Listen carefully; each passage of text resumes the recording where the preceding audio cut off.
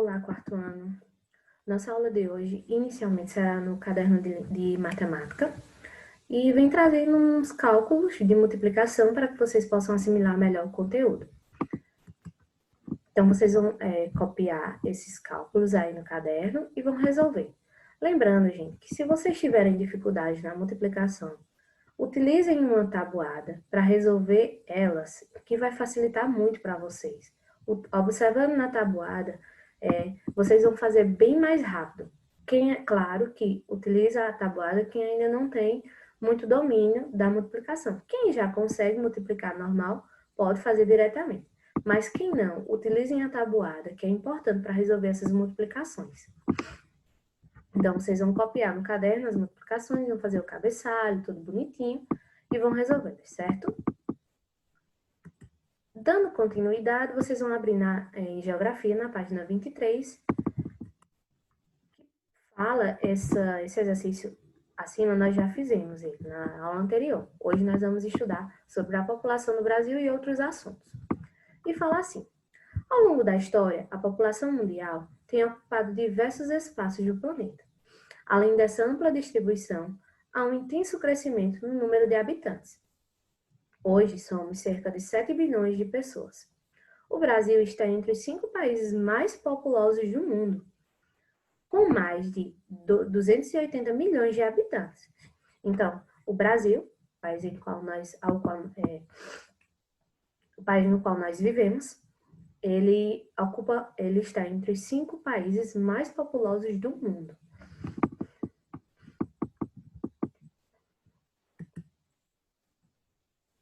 Observe com atenção o mapa a seguir. Ele representa os 5 países mais populosos do mundo. Então, aqui, vocês observarem, tem os 5 países mais populosos do mundo. Aí nós temos aí a China, amarelo, olha aqui, ó, na legenda, a China, a Índia, os Estados Unidos, a Indonésia e o Brasil, em quinto lugar. Então, esses já são os 5 países que tem mais pessoas morando nele. Embora esteja entre os países mais populosos do mundo, o Brasil não é um país muito povoado. Isso acontece porque o território do país é enorme, de modo que há muitos espaços vazios.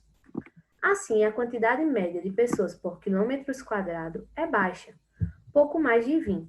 Em muitos países, essa média fica acima de 100. A população de um território ou país pode apresentar 2 fatores de crescimento: crescimento vegetativo ou natural.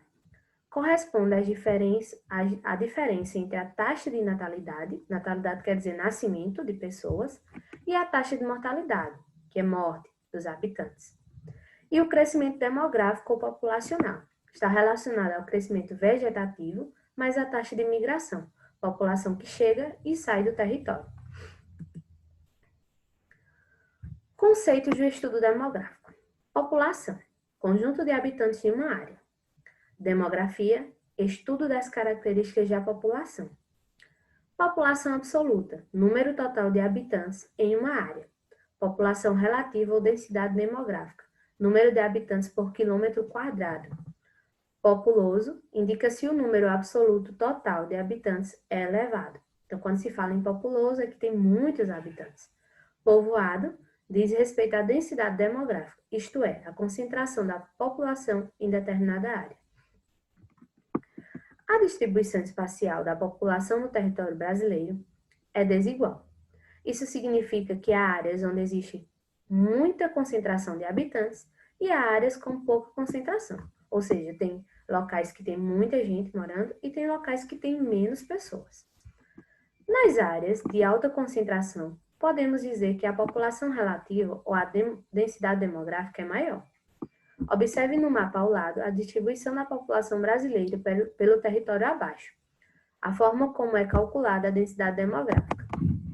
Então, aqui, nesse mapa, tem a distribuição da população em cada local, e como aqui tem o cálculo que é feito para calcular a densidade demográfica, certo? Então, eles utilizam esse cálculo aqui, ó, que vocês estão observando.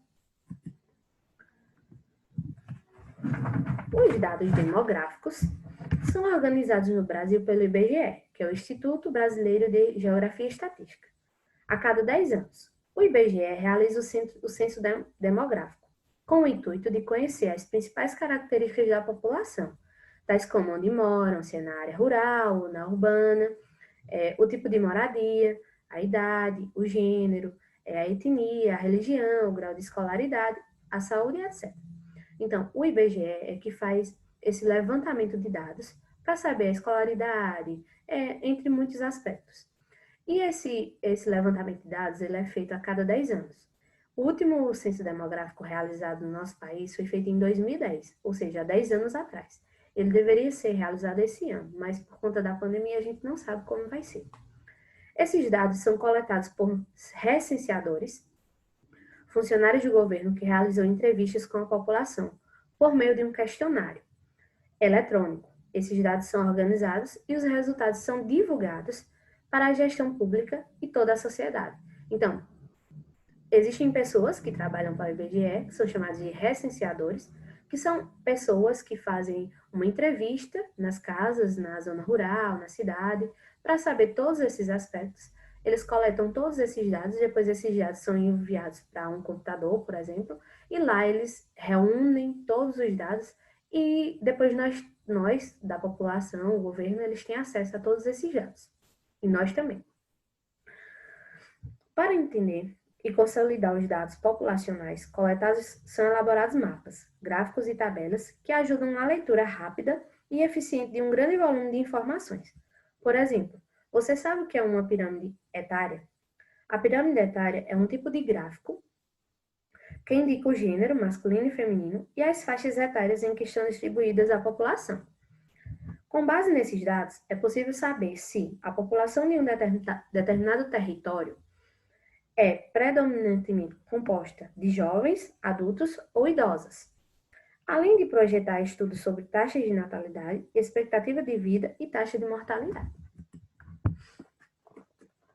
Observe a pirâmide etária brasileira construída com base nos dados do censo demográfico. Então, aqui tem um exemplo de pirâmide etária, que diz se a população é jovem, adulta, idosa, se existem mais mulheres e mais homens, certo? E ela foi construída no ano de 2010. Logo abaixo, então, a cor verde aqui indica os homens, a cor roxa as mulheres, e tem aí, logo abaixo dela, tem as descrições do que contém essa pirâmide etária. A construção e a análise das pirâmides etárias são importantes para conhecermos a evolução da população e o nível de desenvolvimento social e econômico de um país, além de ser usado para orientar o planejamento público. Em 2010, aproximadamente 33% da população brasileira formava a base da pirâmide etária do Brasil, ou seja, crianças e adolescentes. Com a base cada vez menor ao longo dos anos, fica evidente a necessidade de se investir mais na qualidade da educação de crianças e jovens, não somente na quantidade. O corpo alargado da pirâmide indicou uma maior proporção da população na fase adulta, 56%. Essa informação mostrou a importância da geração de empregos e da promoção de melhorias nas condições de vida do povo, habitação, transporte, saúde, saneamento básico, entre outros serviços. O ápice, formado por 11% da população brasileira, representa a parcela de idosos. Então, nessa pirâmide etária, é possível coletar vários dados e, a partir desses dados coletados, tomar algumas ações, como melhoria no saneamento, na educação, entre outros aspectos importantes para a nossa sociedade. Na página 28, nós temos um exercício. Leia as informações a seguir e relacione as colunas na ordem correta. Todos esses aspectos que estão aqui, tem eles aqui, ó, nessa página. Então, vocês vão observar essa página, que é a página... Só um minuto. Página 25, para poder responder essas questões, certo? Observando lá na página 25 não tem erro, não tem como vocês errar. Não adianta vocês ir chutando, fazendo de qualquer forma. Vocês têm que voltar na página 25 e reler os conceitos, para poder saber a qual cada um desses aqui está se referindo. Número 2. Com base em seus conhecimentos sobre pirâmide etária, leia o texto e o gráfico para responder as questões. A população brasileira manteve a tendência de envelhecimento dos últimos anos e ganhou 4 milhões e 800 mil idosos desde 2002, superando a marca de 30 milhões e 200 mil em 2017. Em 2012, a população com 60 anos ou mais era de 25 milhões e 400 mil. Os 4 milhões e 800 mil novos idosos em 5 anos, correspondentes a um crescimento de 18% desse grupo etário, que tem se tornado cada vez mais representativo no Brasil. Ou seja, a população brasileira tem muitos idosos. Distribuição da população por sexo, segundo os grupos de idade no Brasil 2010. Aqui tem uma pirâmide etária. Nessa pirâmide etária representa as pessoas do sexo masculino, do sexo feminino, a quantidade de pessoas, aqui tem as idades, a proporção de pessoas com a idade que está descrita aqui, e vocês vão observar essa pirâmide e responder. Quais são os dados demográficos representados na pirâmide etária? O que é que está se representando aí? Está se representando o gênero masculino e o feminino, e o total de pessoas por cada idade. Então, o que é que representa nessa pirâmide? Está representando os gêneros masculino e feminino e o total de pessoas descritas em cada idade.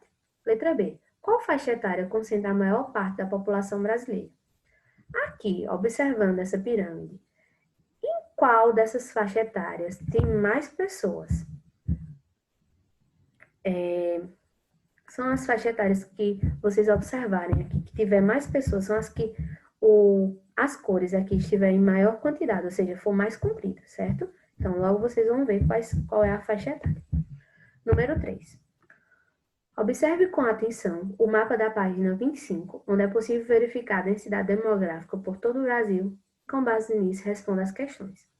Como é a distribuição da população no território brasileiro?